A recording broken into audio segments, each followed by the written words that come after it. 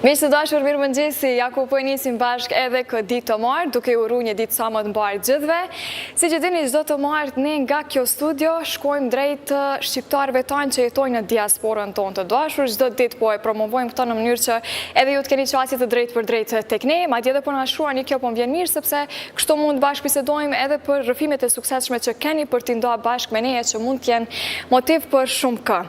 Dje kemi lajmëruar krejt në pjesën e parë të emisionit për atë që do të flasim sot. Dhe kam shumë kënaqësinë që të tregojmë për një historinë e një shqiptari të Kumanovës që uroj shumë që do të ketë sukses në kandidaturën e tij për kryetar të Cyriut, shtetit më të madh të Zvicrës, e pikërisht nga Cyriu na lajmërohet për Parim Avdili, që është edhe pra kandidat për kryetar të Cyrihut. Ajo çka duhet me përmend me fillim është se i kam bërë shumë presion, qysh prej mëngjesit, prej frikës teknike kështu, po e falenderoj tepër shumë edhe janë me të vërtetë shumë saktë. Në 8:50 i kam thënë testojmë linjën, 8:50 në tham ke thonë, kështu që kështu ishte, apo për bare, mirëmëngjesi. Mirëmëngjes, po pra. Faleminderit shumë që je sot me neve, fal për stresin e shkaktuar. Kënaqësi shumë që po bisedojmë sot, ne jemi taku bashkë edhe në muajin tetor në mos gaboj, edhe kemi folë pak për historinë tënde, por ka shumë shqiptarë të tjerë që ndoshta kanë dëshirë dhe më tepër me ditë për atë se kush është për Parimi, po edhe për kandidaturën që ke shpall, si po të shkon fillimisht, sepse po ja afrohemi gradualisht zgjedhjeve.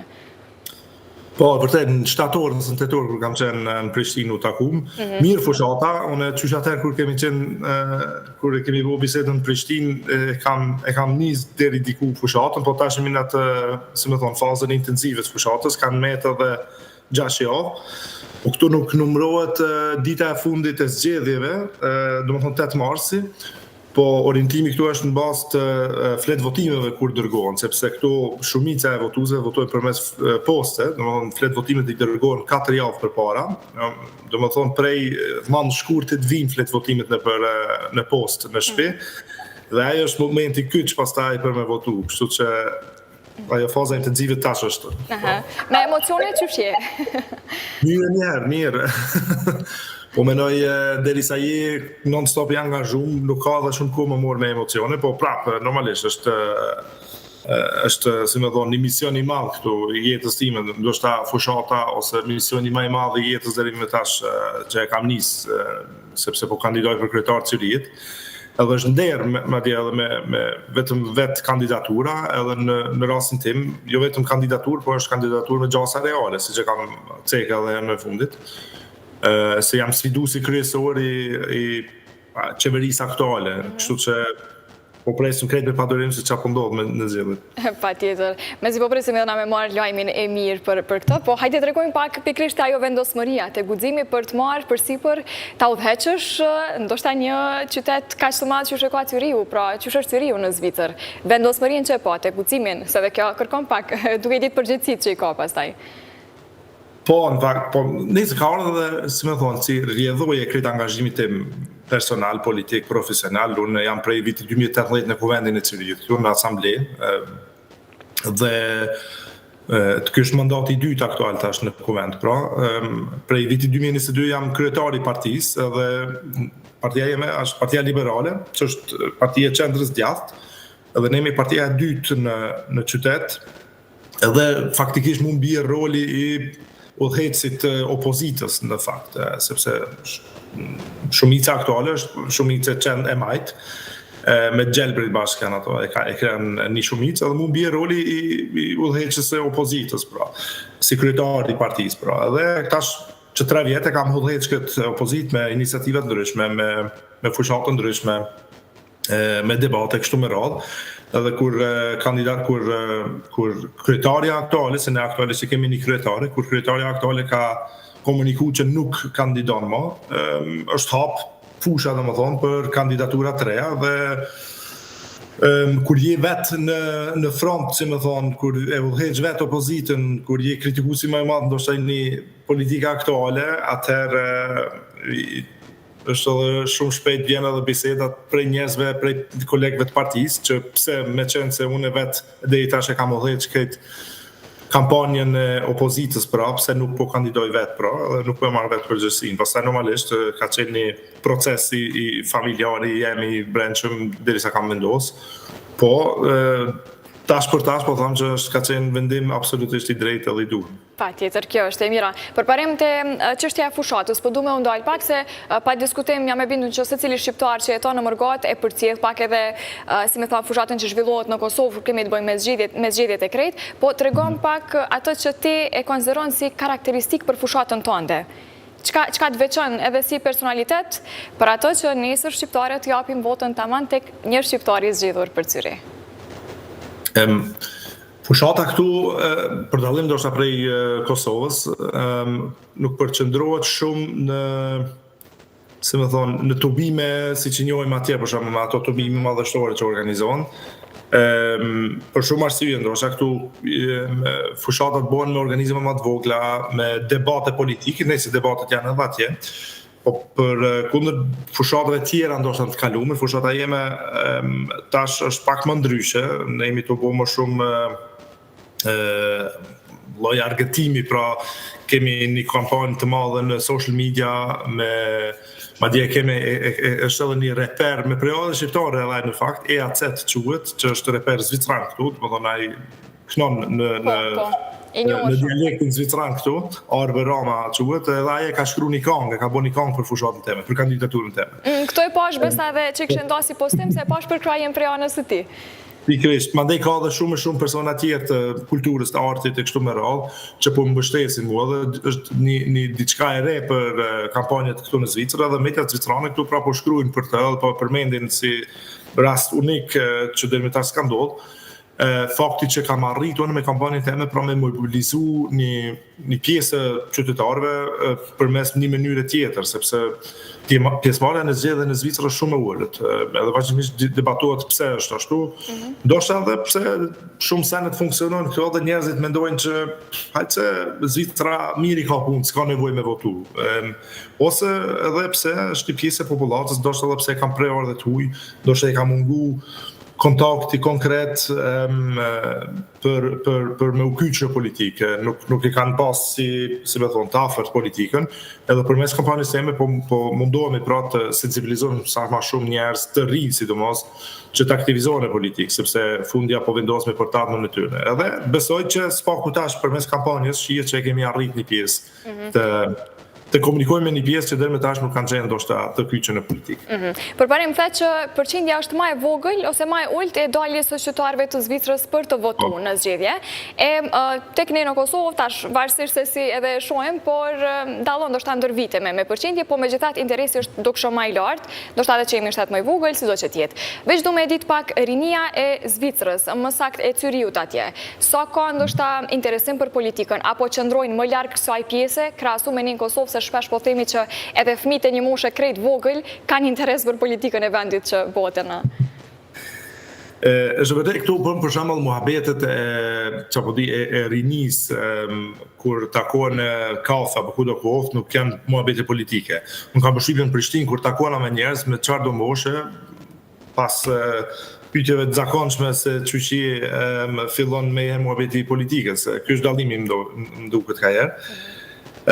Normalisht nuk bën edhe me krahasu se politika është një fazë tranzicioni, Kosova është në një fazë tranzicioni politike. Zvicra, siç e thash, ndoshta edhe prej mirëqenies të lartë, prej standardit të lartë, ka krijuar edhe një komoditet edhe për qytetarët e vet që nuk është e domosdoshme më morë me politikë. Mandej këtu e kemi edhe mundësinë me demokracinë e drejtë për drejtë, mundësinë që të marrim pjesë në procese politike vazhdimisht. Domethënë çdo 3 muaj ne votojmë për projekte të ndryshme në rrafsh komunal, kantonal dhe nacional. Madje flitet shpesh herë këtu që janë lodh njerëzit këtu pak prej demokracisë, që është edhe interesante. Edhe pikërisht për këtë arsye duke pas parasysh që pjesëmarrja sidomos e rinisë, domethënë po flasim ka statistika që thotë te mosha në 25 vjet, pjesëmarrja shkon diku në 20 deri në 25%. Shumë e ulët.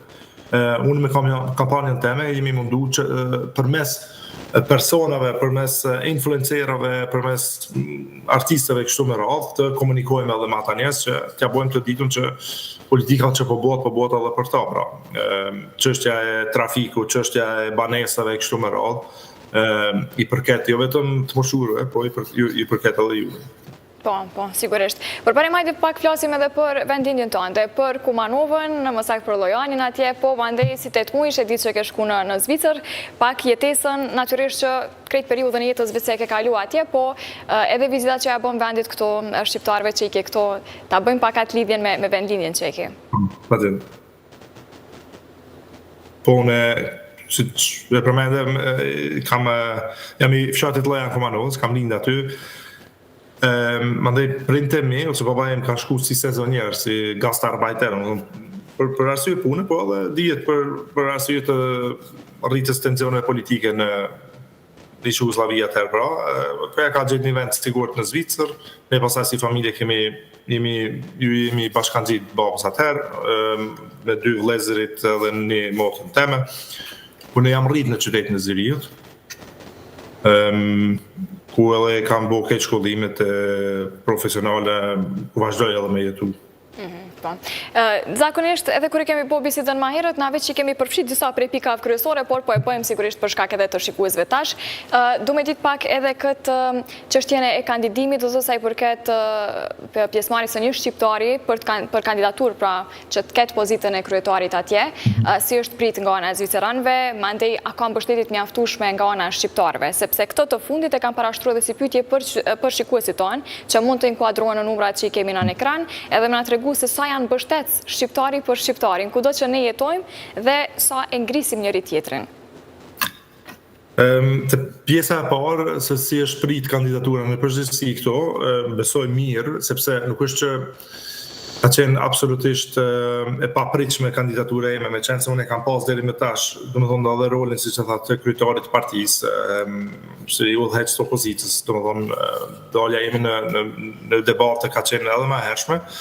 Megjithatë prapë ka qenë pjesë e debatit edhe kjo, se është Zëriu gati për një kandidat ose për një kryetar me prejardhje të huaj në mënyrë të drejtë, sepse po flasim për një person në rastin tim që ka ardhur si 8 muaj, 10 muaj, edhe mrena një gjenerate, pra mrena gjeneratës teme, ka arrit me shpall kandidaturën për kryetar të qeverisë. Po prapë Zëriu është njëhet si vend ndërkombëtar, multikultural, domethënë ka diku 160 kombe të ndryshme që jetojnë këtu.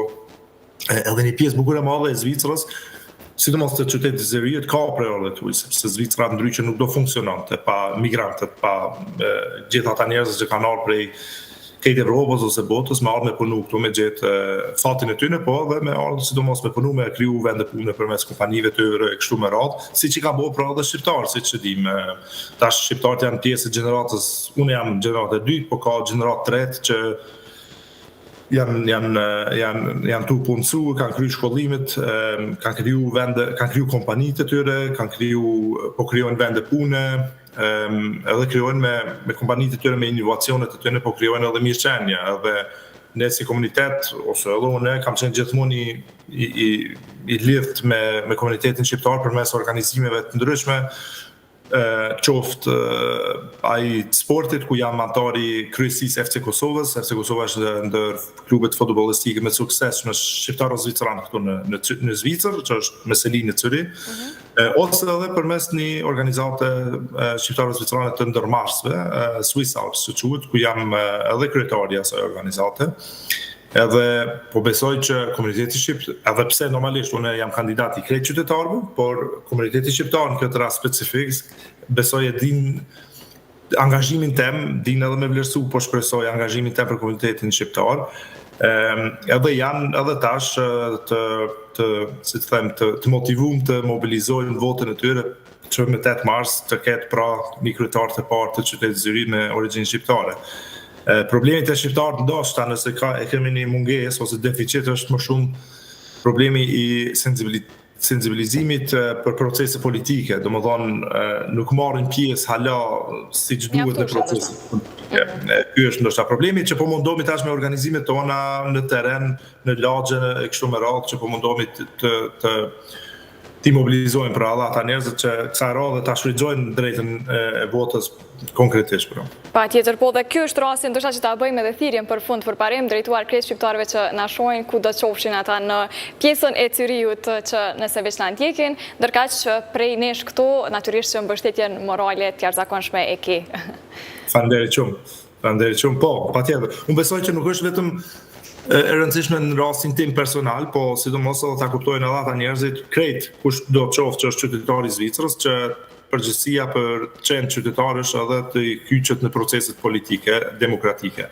Marr përgjegjësi pra për vendin ku po jeton, për vendin ku po pagun tatime, për vendin ku fëmijët e tyre shkojnë në shkolla. Sigurisht, unë të falenderoj shumë për parim që ishe edhe sot pjesë e jona, të uroj shumë suksese dhe uroj që intervistën tjetër që e bëjmë si kryetari i Cyriut. Faleminderit shumë Adriana. Paqe ditë sa më të bërë, faleminderit shumë. Me që të dashur për parimi ju të regoj me datën 8 mars, pra është edhe dita e zgjedhjeve në Cyri të Zvicrës, atje ku gjithë ju që jetoni në këtë qytet të madh të këtij shteti, këtij kantonit rëndësishëm. Atje natyrisht do të keni mundësinë të hedhni votën e juaj dhe adresa vetë se po dihet, sidomos për shqiptarët, se e përmendi krejt në fund që natyrisht që pika kryesore mbetet pikrisht edhe priordhja e tij që janë bashkëdhetarët e tij që jetojnë atje. Po ndajemi shkurt me një këngë, edhe më njëherë po lidhemi direkt pastaj për të drejtat e punëtorëve të Kekut, po e ndrojmë krejt temën sepse ka nevojë ndonjëherë edhe për informacion që të kuptojmë pak edhe për mirëqenien e tyre, sepse vazhdimisht ka protesta, ka deklarata të ndryshme që bën për këtyre punëtorëve dhe i përfaqëson e gjatë lumicës, cilin vetëm pas pak do kemi.